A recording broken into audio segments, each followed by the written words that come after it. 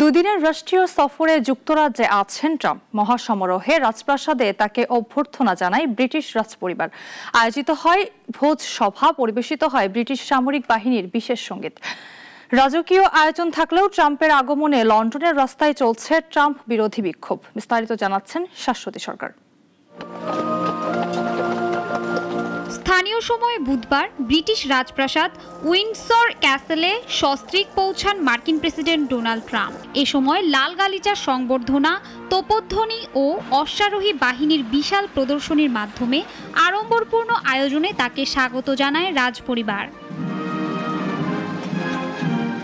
এরপর অনুষ্ঠিত হয় এক ভোজ সভা। ব্রিটিশ সামরিক বাহিনীর বিশেষ সঙ্গীত পরিবেশিত হয় এখানে।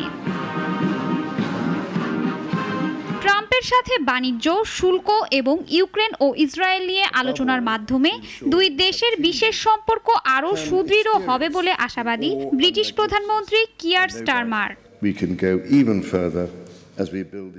একদিকে যেখানে মার্কিন প্রেসিডেন্টের আগমনে রাজপ্রাসাদে চলছে অভ্যর্থনা অনুষ্ঠান, ঠিক সে সময় ট্রাম্প বিরোধী বিক্ষোভে প্ল্যাকার্ড হাতে রাস্তায় নেমেছে হাজার হাজার মানুষ। ফিলিস্তিনের পতাকা হাতে আন্দোলনকারীদের স্লোগানে মুখরিত হয়ে ওঠে চারপাশ। গাজা যুদ্ধ বন্ধের আহ্বান জানান বিক্ষোভকারীরা। শাশ্বতী সরকার, নাগরিক।